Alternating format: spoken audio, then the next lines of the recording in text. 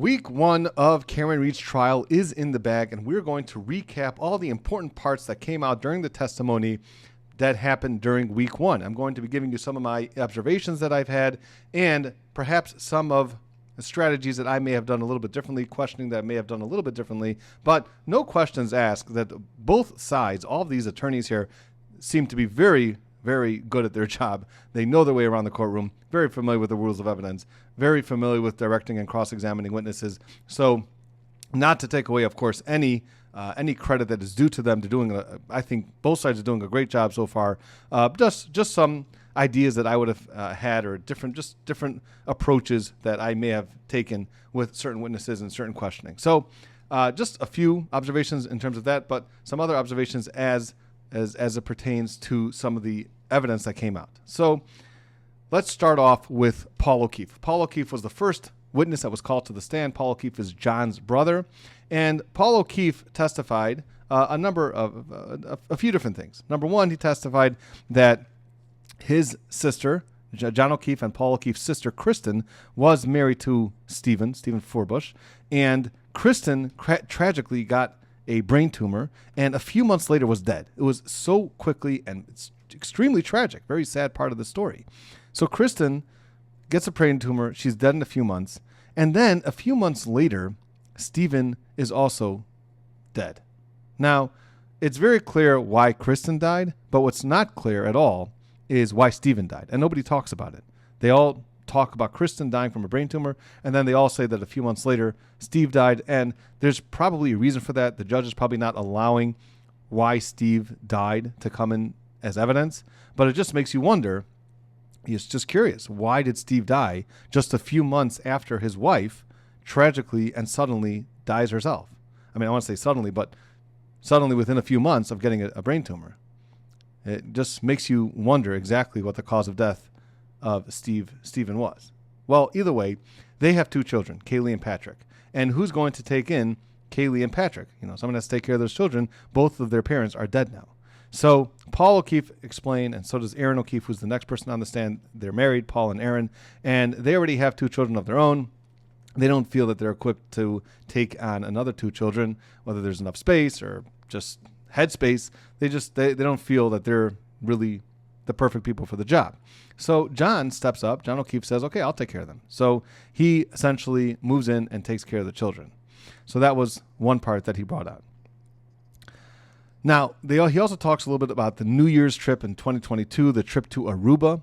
And they actually, Paul and his wife, Erin, they stayed actually very far away from where John and Karen were staying on the island. But apparently they did have some interaction. And he does talk also about Laura Sullivan. Laura Sullivan dated John's best friend, John O'Keefe's best friend, and they had a child together. That's Laura Sullivan and John's best friend. And John was the godfather to this son that Laura and her husband had. And that's as much as Paul talks about. And the other thing I thought was of note from his testimony was that Karen was at the hospital, and she was really trying to figure out whether John was alive or not. And she was hysterical, and she was being restrained, and she was screaming, "Is he alive? Is he alive? Is he alive?" All right, so that's Paul O'Keefe's testimony. And then you had Aaron O'Keefe's testimony. Aaron O'Keefe, again, is Paul's wife. So Aaron O'Keefe gets on the stand, and what's interesting about what she said is that she was actually very good friends with Karen. It seems that they were genuinely good friends with each other. And Karen has told her in the past that she hopes that even if the relationship with Karen and John O'Keefe do not work out, she hopes that they will still remain good friends. And that's how close they were. It seems that they were a very close relationship. However, after John died, they have never had any contact since. So that's a little bit interesting, don't you think? But really not so interesting, because essentially right after the death, then Karen's starting to get arrested, and she understands that she has to keep a distance from this family, for her own safety, for her own innocence or whatever, and therefore that could be the reason why she's not reaching out to her old good friend, Aaron O'Keefe. That's a possibility. Continuing on, so they talk about the fights. What type of fights happened in between John O'Keefe and Karen Reed? Because part of the prosecution's case is that this was a relationship that went sour. It was getting sour, and it was just becoming worse and worse and worse every single day, and that's eventually what led to this murder, what the prosecutor is calling a murder, that Karen Reed actually murdered John O'Keefe. So Aaron was not so helpful to the state in this regard, because Aaron testified that they had fights like every normal relationship. Any normal relationship, you're going to have some ups, some downs, some disagreements, some arguments, some fights, and that's what it was. They just had normal relationship issues. However, there was a specific time which they spoke about, which happened in Aruba, and this was the Aruba incident. And there's seems to be different versions of the story. The prosecutor said over the story in his opening statement that the story was that John O'Keefe, remember, Laura Sullivan married John O'Keefe's best friend, and John O'Keefe is the godfather of their son.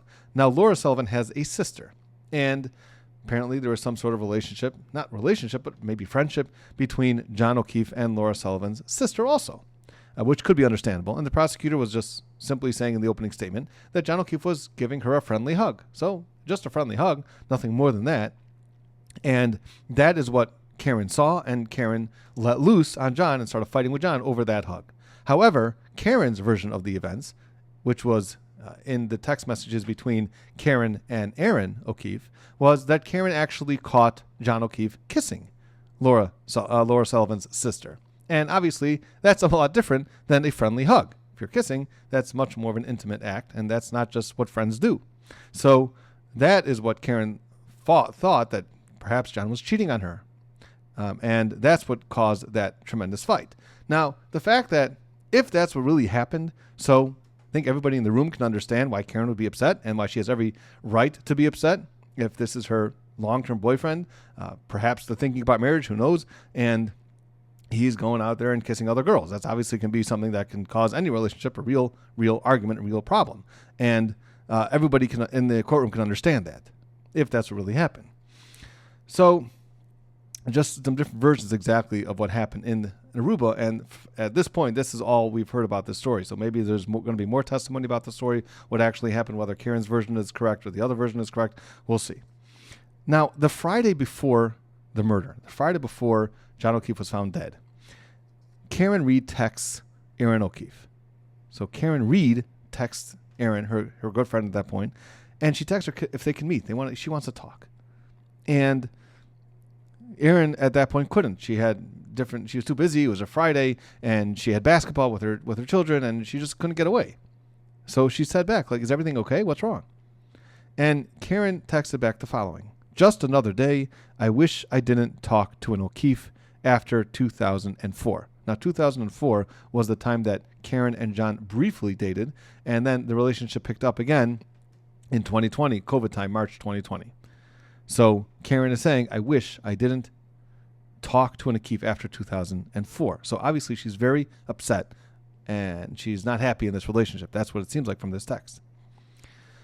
And she asked what was it about, and it seems that this was about a fight that John O'Keefe had with Karen Reed about taking the kids to Dunkin' Donuts. She took the kids to Dunkin' Donuts, I guess, on the way to school or something in the morning, and John O'Keefe was saying that she is spoiling them by taking them to Dunkin' Donuts. So right away, that's questionable. Is it really spoiling your kids if you're taking them to Dunkin' Donuts, or is this a pattern where Karen's always taking them to these type of places and always giving them treats and donuts and things like that? It's not clear. But just the fact that you would take your kids once to Dunkin' Donuts, I don't think anyone would call that spoiling her. So is that indicative that John is a very tough type of person, tough personality, very strict with his children, and these aren't really his natural children, but still he's a very strict parent? These are questions that can start going around in your mind.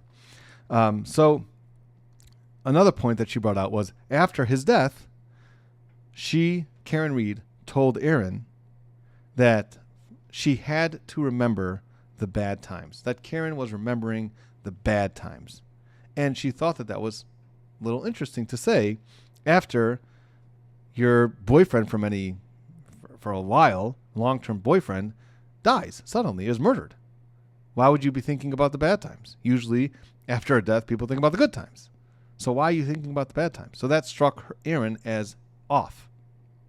Now, another thing that I want to point out, if you've been watching this trial, when Paul O'Keefe testified and when Aaron O'Keefe testified, after direct examination, it's always turned over to the defense for Karen Reed. Do you have any cross-examination that you'd like to ask any questions of Paul and Aaron.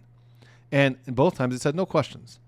And this is such an important part. It's a great lesson because some attorneys don't know when to shut up. And they feel that if there's a witness on the stand, they have to ask something. And they feel that if they don't ask something, they're going to look weak. And they're going to look like they're not advocating for their client. So they have to get up and say something. And sometimes they get up there and just make the witness repeat the story. But the good attorneys don't do that.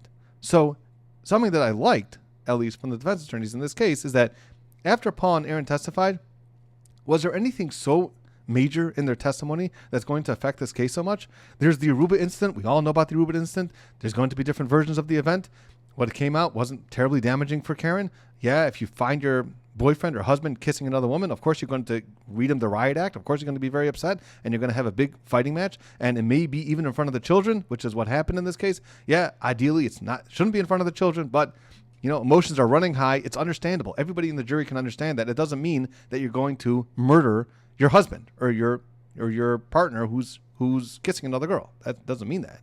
So has anything really taken away from your case? And if nothing has, then just say no questions. And in fact, sometimes that can be a very good tactic because you're letting the jury know this didn't really affect my case, and I don't really care to ask him any questions. And as far as I'm concerned, the prosecutor just wasted 2 hours of your time going through these witnesses. And in fact, that's also something that you can mention to the jury in closing arguments, that the prosecutor seems to not really value your time that much because he spoke about these two witnesses, which really have nothing to do with the case or nothing really significant. He could have just brought up those points in 2 minutes.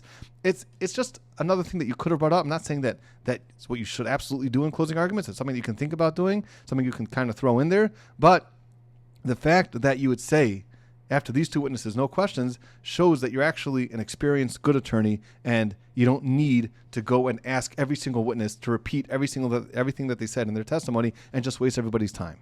If you're not trying to win your case, you always have to keep in mind, is this going to win my case or help me win my case? Is this going to score me a point or not?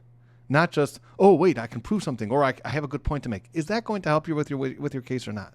And that's why I thought, okay, that's a good lesson that they said no questions from these two witnesses. All right. Then we had Steven Sarra. Steven Sarra was a Canton police officer, and he responded to the scene. Now, something that he said right away was that when he observed John O'Keefe's body, he found that there was a light dusting of snow on top of the body. Now, he also said that he heard Karen Reed saying, "This is all my fault. This is my fault. I did this." And he also testified that she was very hysterical, kept asking, is he dead? Is he dead? Is he dead? Is he dead? Is he dead? And everyone's going to testify. Anyone who responded is going to testify of the same ideas, that Karen was hysterical. She was distraught. She was beside herself. She was just unhinged. She was very concerned. And she kept asking, is he dead? Is he dead? She wasn't able to just sit in one place and have a normal conversation. She was very actively distraught, which actually could help the defense in this case, because it actually shows that she's very distraught, very surprised. Not that she planned this, unless this is all one tremendous big act that she's putting on, which I guess is the prosecutor's argument that's going to be made in this case, that this is all just planned and this was all just an act that she was doing.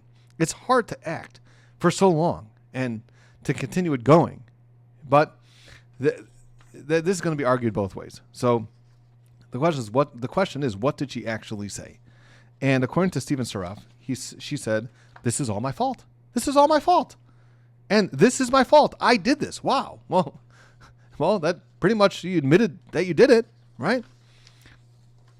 She got in and out of the patrol car. She also mentioned that there was no footprints from the house to John O'Keefe's body.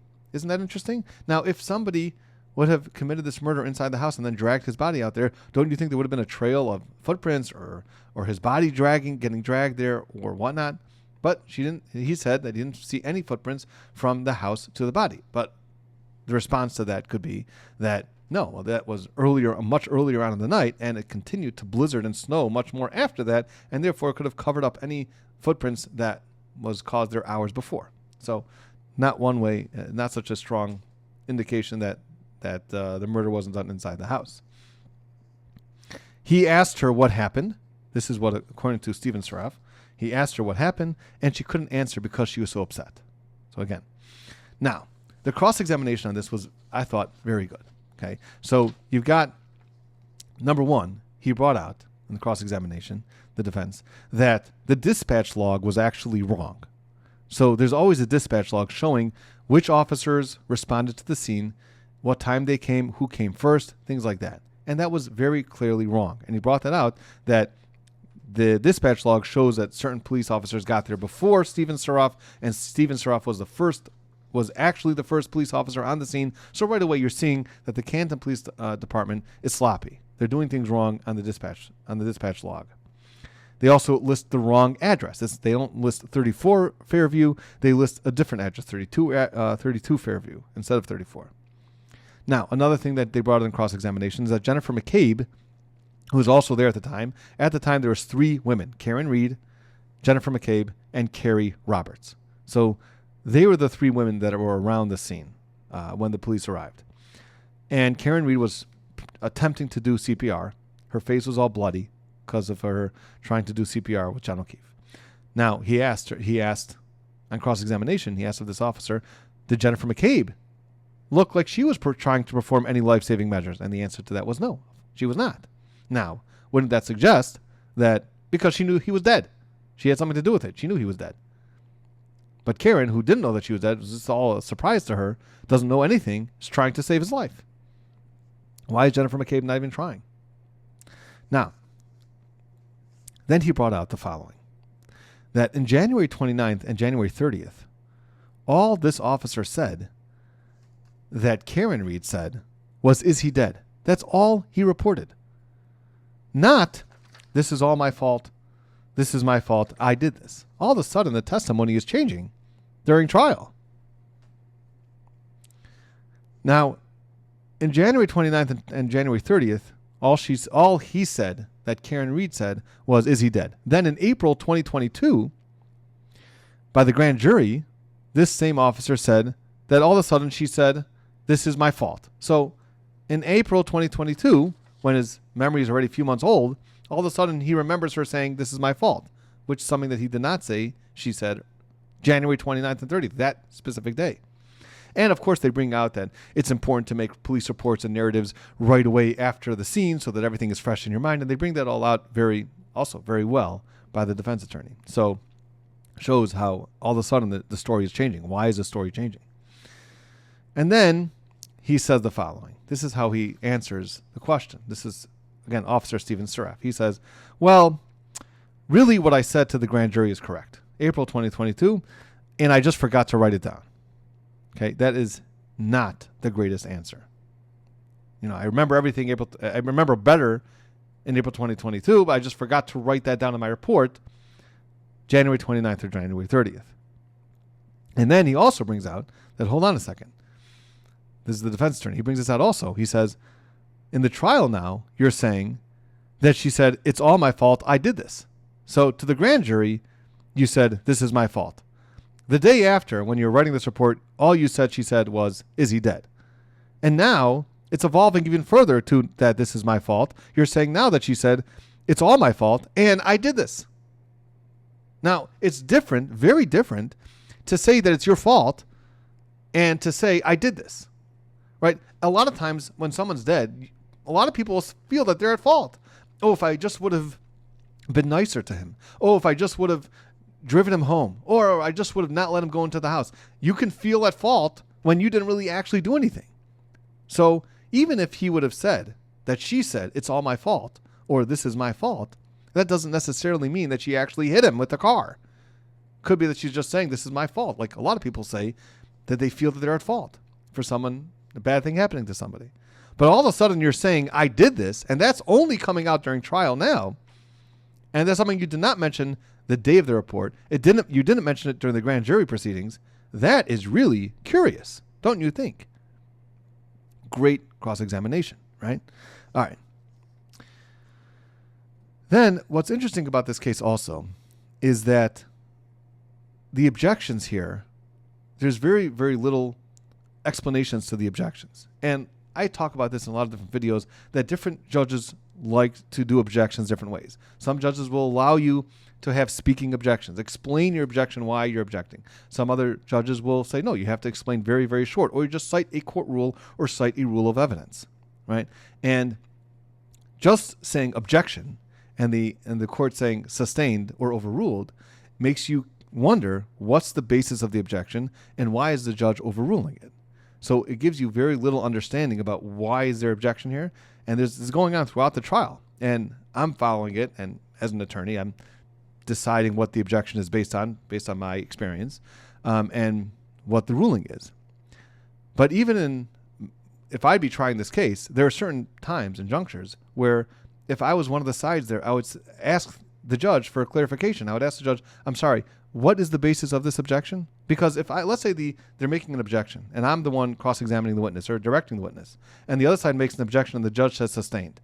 Now I can be sitting there saying, well, I disagree, right? And I want to understand what is the basis of the objection and what's the judge sustaining, what's the judge's ruling and why. So if I don't get that answer at the time, a lot of times the attorneys will just keep on moving because, okay, well, I was overruled, so I'm just going to, or, the objection was sustained, so I'm going to continue asking a different question or something just to keep everything moving. But then you're losing the record a little bit.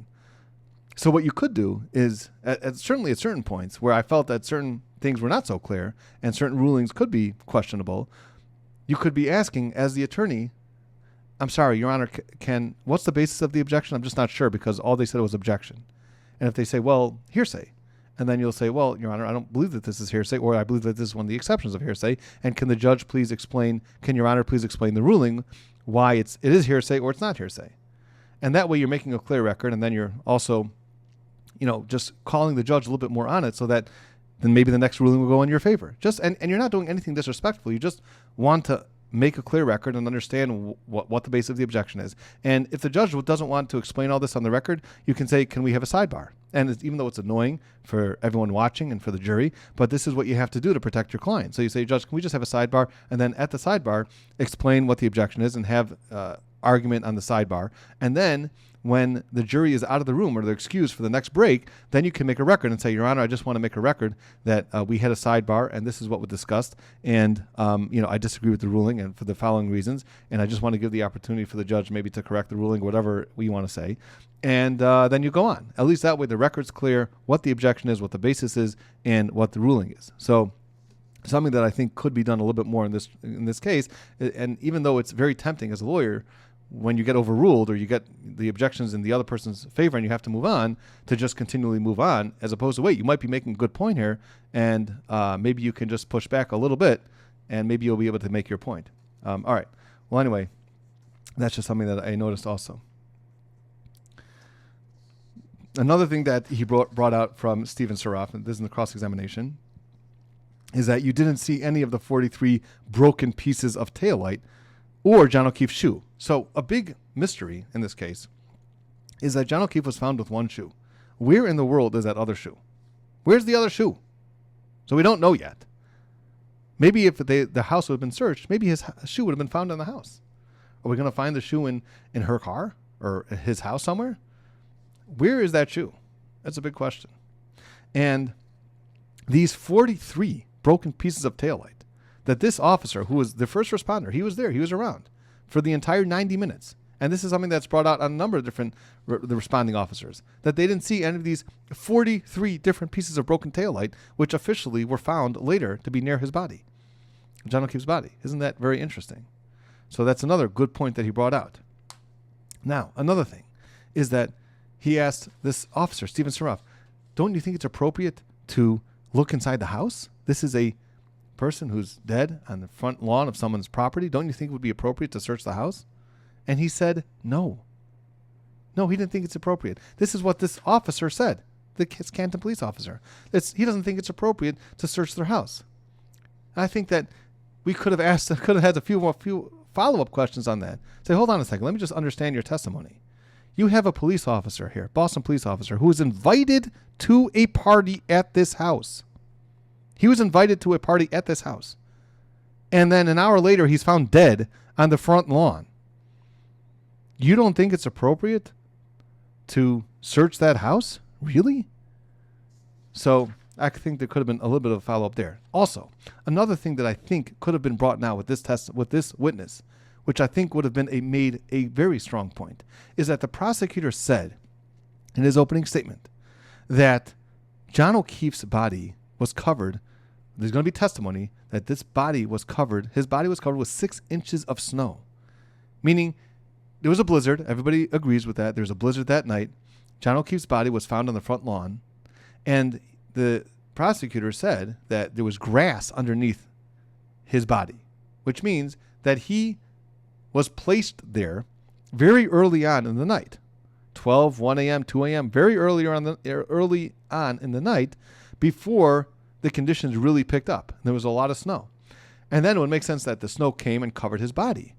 And another part of this is that when Karen Reed was driving frantically at 5, 6 o'clock in the morning to try to find where John O'Keefe is, and she called Jennifer McCabe and Carrie Roberts to help her, and she goes and as they're driving down 34 Fairview, she's the one to all of a sudden notice John O'Keefe's body. And she was in the back seat. So you have, I think that's how it was. So you have Karen Reed in the back seat. You have these 2 women in the front seat, Jennifer McCabe and Carrie Roberts. They don't see the body. But Karen Reed all of a sudden sees the body. Now, how is that possible? He's covered with 6 inches of snow. How does that make any sense unless she knows the body's there because she killed him? Right? So that kind of shows that she was the one who did it. So that's what the prosecutor is bringing out in his opening statement. However, this officer testified, and he's the first responding officer. He testified that there was only a light dusting of snow on top of his body. Don't you think it would have been a good point for the attorney to bring out by saying, officer, the prosecutor said in his opening statement that there's going to be testimony that there was 6 inches of snow on top of John O'Keefe's body. I just want to make very clear that your recollection is that there was only a small, light dusting of snow on top of his body. And then he's absolutely going to say, yeah, he just testified to that. He's testified first. It's a light dusting of snow. So then you just say, okay, I just want to make sure it's clear because the prosecutor said that there were 6 inches of snow. You just testified there's only a light dusting of snow, right? And then you make a good, strong point how the prosecutor, either he's making this stuff up or some other witness is going to be directly contradicting your testimony. So that was also another point. Okay, let's move on. You've got Stephen Mullaney. Stephen Mullaney was another responding officer. What did he hear Karen Reed say? He heard, "Is he dead?" and "That's my boyfriend." He never heard her say, "I hit him," or "It's my fault." And he also didn't see any broken taillights. All right, that was another one. Now let's move on to the paramedics. So you have the fire department also responded, and there's a number of paramedics, a number of fire department personnel who came and responded to this scene as well. So you have Timothy Nuttle. Timothy Nuttle asked the following, and here's where it comes out. Timothy Nuttle, because the first police officer said they didn't hear her say, "I hit him," except Steven Sarra. That was the question. He started changing his testimony, and he said, yeah, she said, "I did this. Not that I hit him, but I did this, and this is my fault." And that was that whole series of questions over there, questionable. All right, so now Timothy Nuttle was a paramedic. And then this is what he testifies. "I asked her, 'Do you know him?' And Karen Reed answered, 'I hit him, I hit him.'" Okay, straight out. Conversation between Timothy Nuttle and Karen Reed. "Do you know him? I hit him, I hit him." All right, that's pretty clear that she hit him.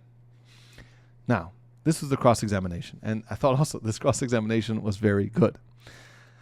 So he also testified, Timothy Nuttle, that John O'Keefe was wearing a big, heavy winter jacket. And that's also what he said in the grand jury proceedings as well, that he was wearing a big, heavy winter jacket. And he starts off the cross-examination. This is just beautiful. He starts off the cross-examination as, "You would say that you have about as good of a memory of that night and the scene as you do of this big, heavy jacket, right?" And he got him to admit this a number of times. He said, yeah. And then he shows a picture which shows that actually John O'Keefe did not have a big, heavy winter jacket. Actually, all he had was a thin cotton hoodie. So right away, he's showing that you really don't have such a great recollection of what happened. All right. Then he talks about the egg on his head. There's an egg sized swelling on the size of it by his right eye. And he talks about the egg on his head, and he does get him to admit that this was consistent with a punch. That it's consistent with a punch. It's consistent with a golf ball hitting it. It's consistent with many, many other things, but it's certainly also consistent with a punch. Wouldn't you agree? And first he agreed, and then he tried to walk that back. And he did a good job, the defense attorney, did a good job of getting him to admit that, no, it is consistent with a punch. And there were some objections, there were some sidebars, but afterwards he was able to get him to come back and say, yes, it is consistent with a punch. And then he also said, I showed that Timothy Nuttle identified these scratches on his arm, and he explained them as scratches on his arm, on John O'Keefe's arm. Not anything else, not abrasions, that would come from falling, from hitting a. These are scratches. How did the scratches get there?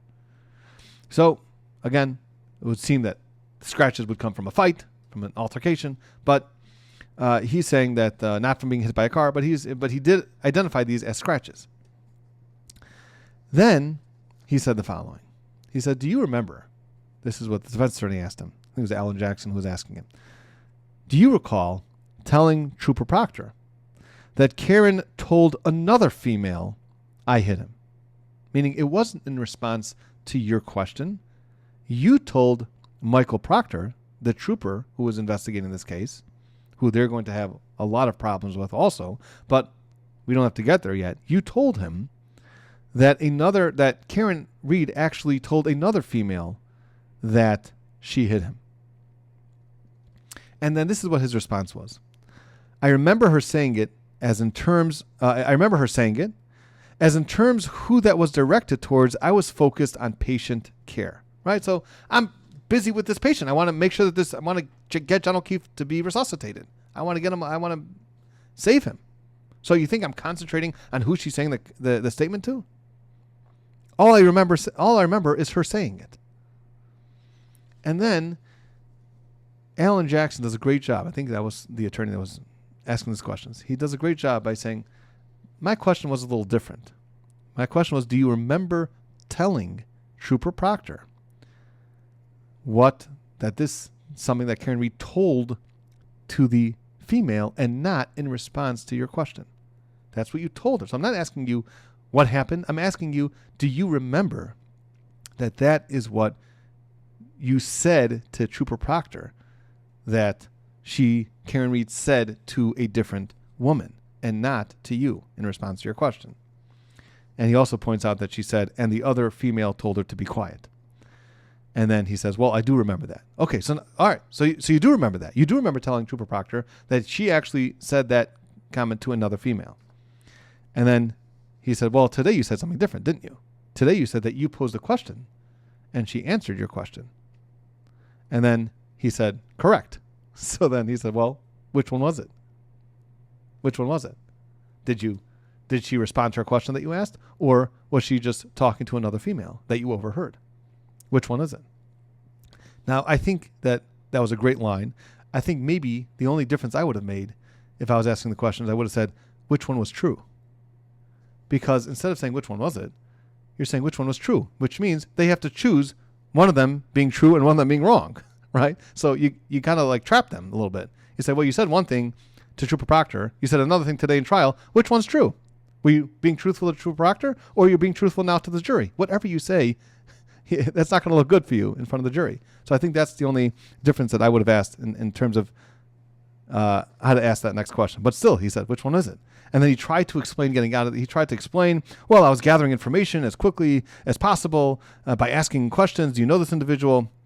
And etc. And then he says, oh, okay, fine. So you were asking the questions. Okay, so what you told Trooper Proctor was different than what you said today. So he did bring that point out. I just would have maybe made a little bit stronger by saying, well, which one was true? All right. And then he ended up saying, well, I don't remember the interview with Trooper Proctor that well. All right. Then here's another very important part. This is a great, great point to be made. He said, you didn't tell the hospital that Karen said she hit him, right? And he said, no. You didn't write a report saying that she said that, right? No. You didn't contact the police department saying that here's a person who said that she hit John O'Keefe, and John O'Keefe's dead. You didn't contact the police department saying, I know who killed this person. No, you didn't do that either, right? Okay. And then he says at the end, this is how he finishes his cross-examination. So basically, your memory is as good about that scene as it was about the big heavy jacket. And he answers yes. So that was a great way to just end his cross-examination. All right, let's move on to the next paramedic. So then you had Tony Flaherty. So he also said that I asked her a bunch of questions, and she was saying, I hit him. So now you have two paramedics saying that Karen Reed absolutely said, I hit him. So this is not just, it's my fault, it's all my fault. I did this, which is, again, not as great as I hit him, not as much of an admission as I hit him. Still worse than it's my fault, but okay. Now you're having two paramedics that say clearly that she said I hit him. And she was standing literally 2 feet in front of him. This is what he said.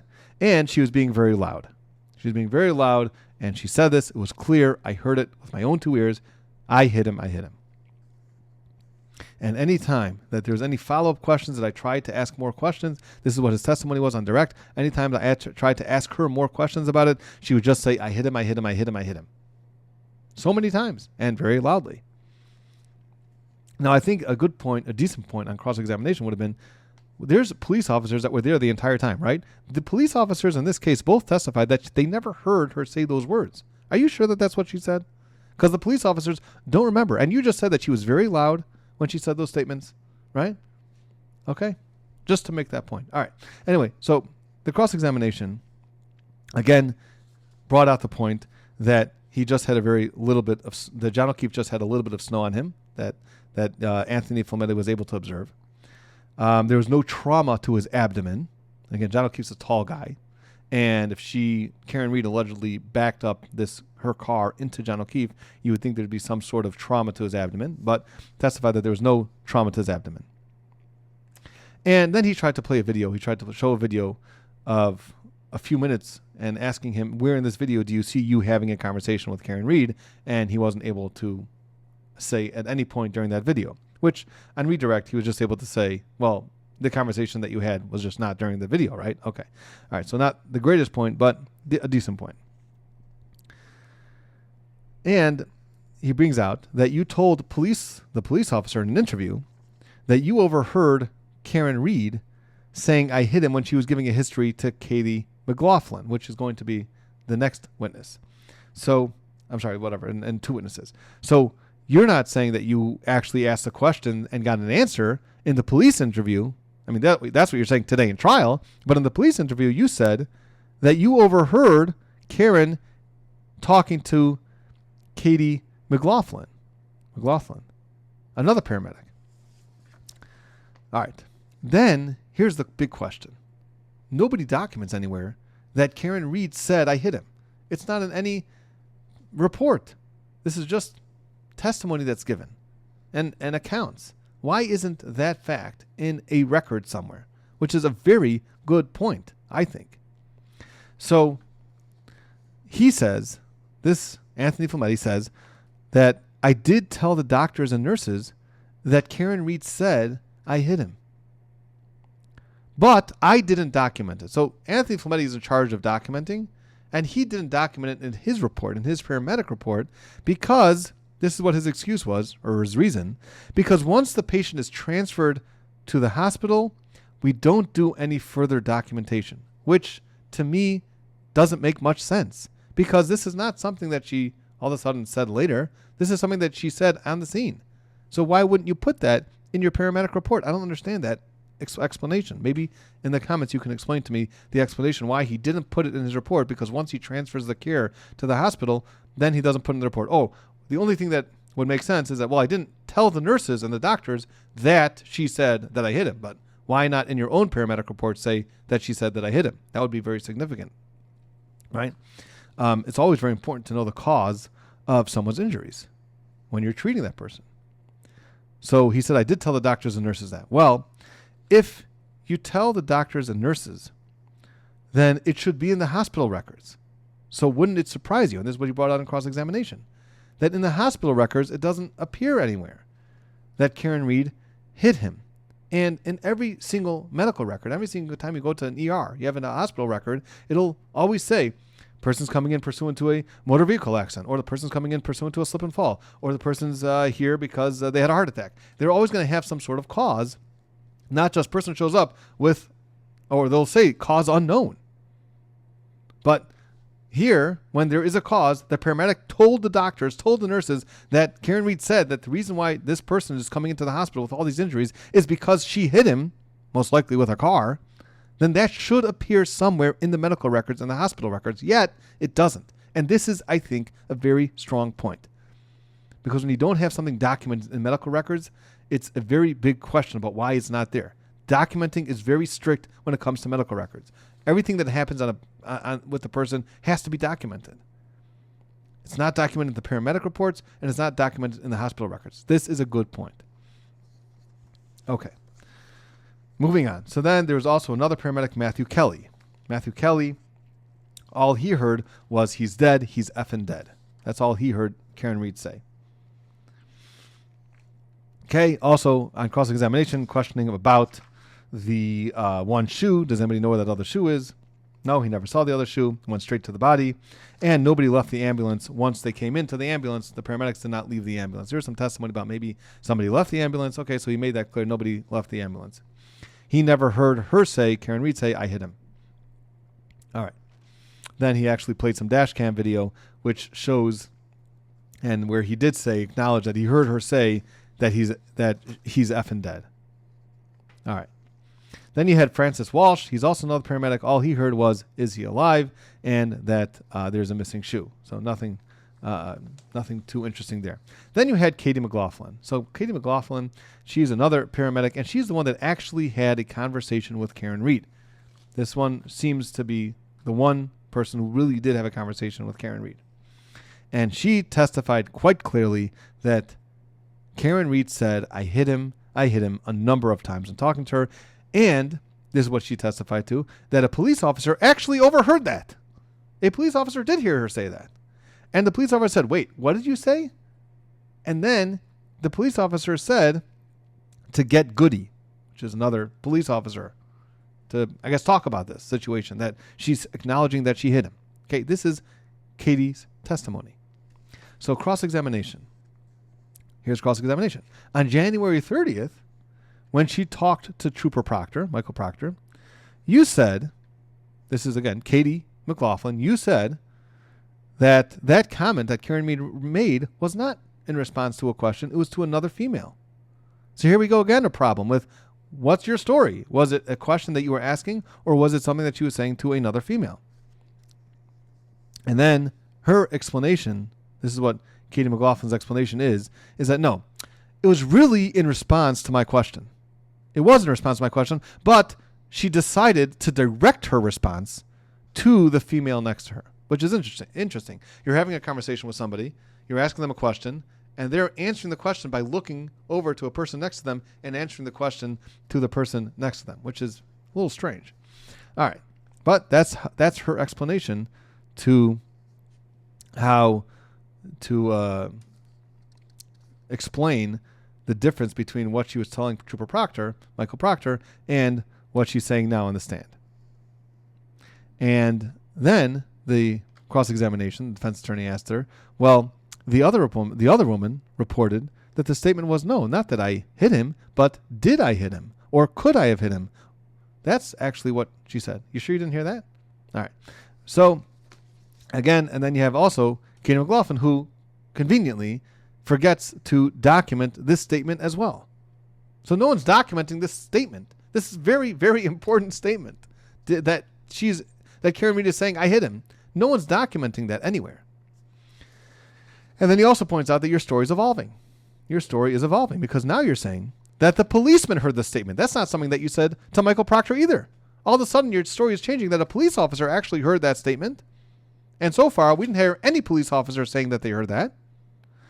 And that the police officer actually responded and said, wait, what did you just say? And then he called a different police officer to talk about it. So presumably we're going to be hearing from more police officers, and they're going to be able to corroborate whether this actually happened or not. And if it didn't happen, well, guess what's going to happen on the closing arguments? You're going to say, here, this paramedic who's claiming all these things that Karen Reed said, and she's claiming that a police officer heard it, and there's no police officer who came to testify that that's what happened. So is there a police officer going to be testifying? We have to watch and see. But if no police officer says anything to do with this to corroborate this story, you got to make a point about that in closing arguments. All right. So you got that, and then he also tries to bring out, which is interesting. They sent the jury out for this because this was the following questions were about social media posts that the defense team discovered that show pictures of Caitlin Albert. Remember the Brian Albert family? That's the house, 34 Fairview.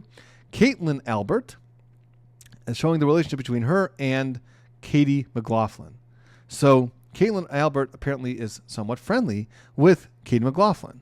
And there were some pictures that they found on social media of them together in bathing suits, hanging out together, pictures drinking together at a bar.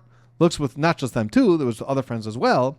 So he's trying to bring out that, hold on, maybe you have a friend here that you're trying to protect, or a friend's family that you're trying to protect. And therefore he starts with the line of questioning about, how do you know Caitlin Albert? Are you friends? Are you acquaintances? And what happens here is that the judge sends the jury out because these were social media posts that the defense never turned over to the prosecution. All right. And they should have. You always got to turn over your exhibits to the other side. And they never turned this over. And he admitted that he had these exhibits for 6 months to a year. Now, of course, things could be lost in the shuffle. There's hundreds and hundreds of pages, and they just simply forgot to share it. But this is important if you want to bring this point out, and you should have shared it with the prosecutor. So the prosecutor said, we can't introduce these exhibits. I've never seen these exhibits before.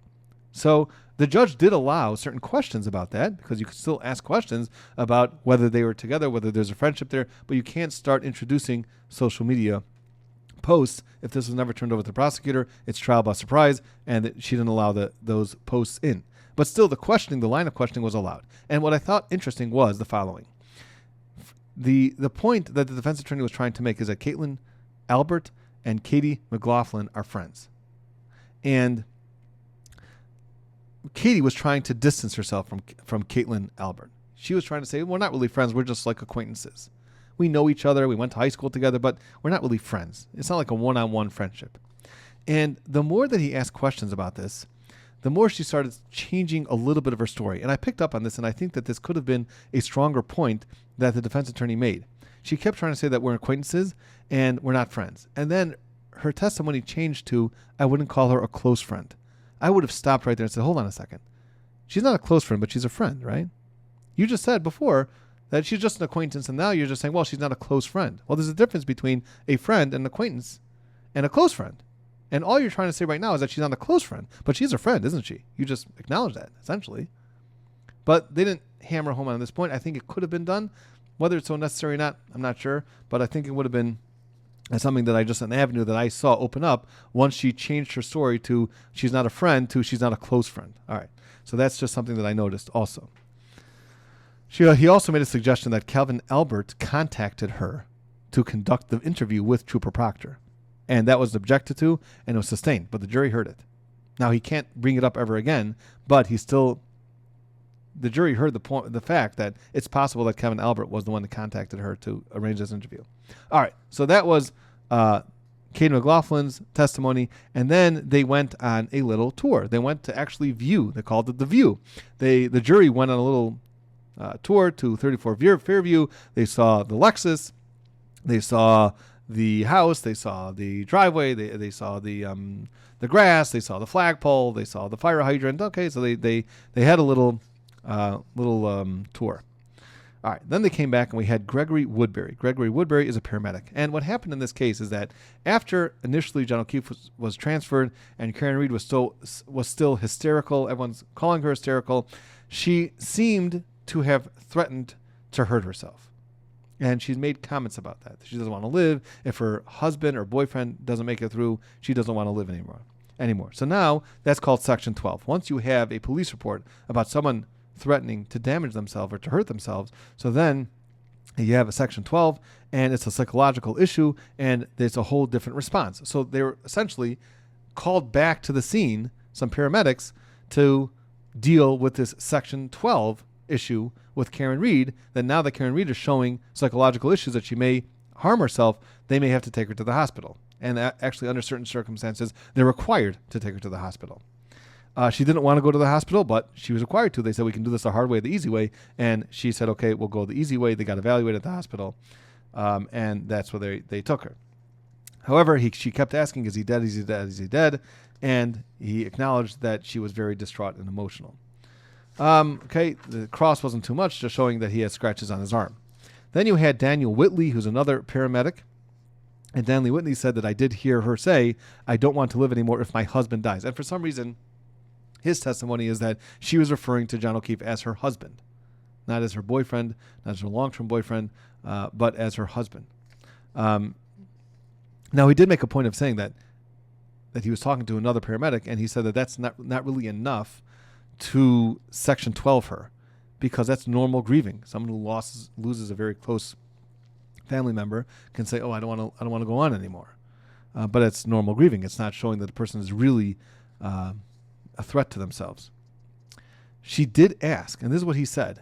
She asked him if someone can be alive in the snow without a jacket for so many hours. So that's going to corroborate a little bit the story that the prosecutor is saying, that really what happened here is that when Jennifer McCabe and Carrie Roberts and Karen Reed arrived at the scene, that is when, this is the state's position, that is when Karen Reed asked Jennifer McCabe to do a Google search of how long someone can last in the snow. How long does it take for someone to die in the snow?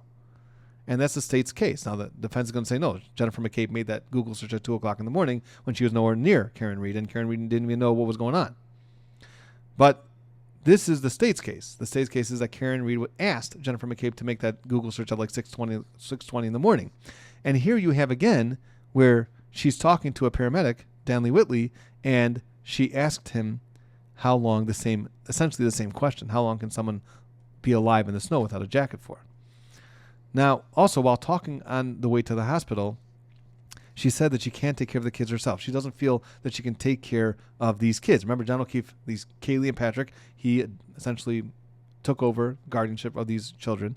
And now the only person left is really Karen Reed. So she's saying, I can't take care of these kids myself.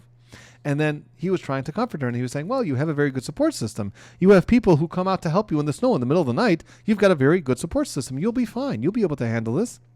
And she responds, very interesting. She responds, do you know Carrie Roberts?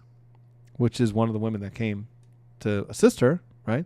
So he said, yes, I do know Carrie Roberts. And then she said, well, anyone who knows Carrie Roberts wouldn't say those things.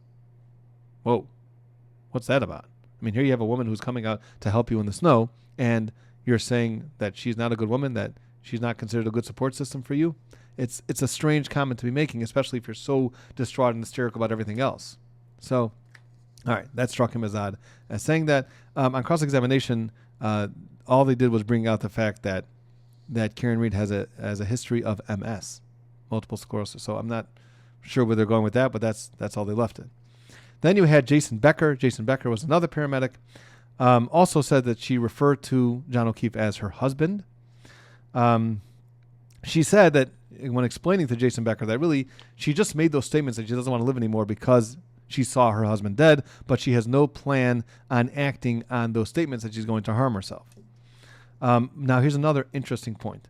This is where Jason Becker says that she told him that she got into an argument with John O'Keefe, and that was the last thing that she said to him.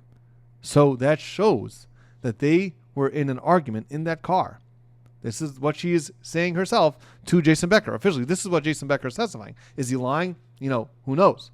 But this is what he's testifying to under oath, that Karen Reed said to him that the last conversation that she had with John O'Keefe was an argument. So that, and again, the defense's case part of it's going to be that, look, from the videos of the bar, they look so happy, whether they're laughing, they're smiling with each other. Well, things can change once you get in the car. And once you're away from your friends, once you're away from a bar, you can start talking about more serious things or your relationship or other issues that you have. And it's very possible that that's what happened. And that's why she's telling Jason Becker, I feel so bad because the last conversation we had was an argument. All right. And now another part that came out was that Jason Becker said that Karen Reed said that she didn't drink alcohol. And this was in the morning. So the cross-examination was, when you asked about the alcohol at 6 a.m., right? So when you were asking her, did you just drink alcohol? Well, it was the night before. That's number one. Number two is that you told, Jason Becker, you told Trooper Proctor that she did tell you that she drank alcohol the night before. So what's going on? You're changing your testimony again? So a good point to make. Oh, you did say that Karen Reed drank alcohol the night before, but now, 6 a.m., she's saying that she didn't drink alcohol, 5 a.m. or 4 a.m. So that's that part. And then also another part that he tries to bring out is that, well, with regards to that argument that she claimed to have had her last conversation, you don't know if it was a phone call, you don't know if it was a text message, and you don't know if it was a voicemail that she left. You don't know anything of that. And that's true, although not so convincing. If we're going to trust Jason Becker that he's saying the truth, then when you say the last conversation I had with somebody and they were together in the car was an argument, it would seem to suggest that it was actually face-to-face. Now, it's possible that it was over the phone later, although all the phone records show that she was not able to get in touch with him after he left her car. So everything would suggest that it was actually a real conversation that she had with John O'Keefe in the car. That was the last conversation they had. So I'm not sure if that's really a great point to debunk this testimony. All right, well, now you are all caught up. That is the week one recap. Essentially, all the first responding officers, the police officers, the paramedics, and the different points that were brought out that we discussed in this video. So we will be continuing to watch this trial. Thank you. If you have not yet, please subscribe, like, and we will see you next time.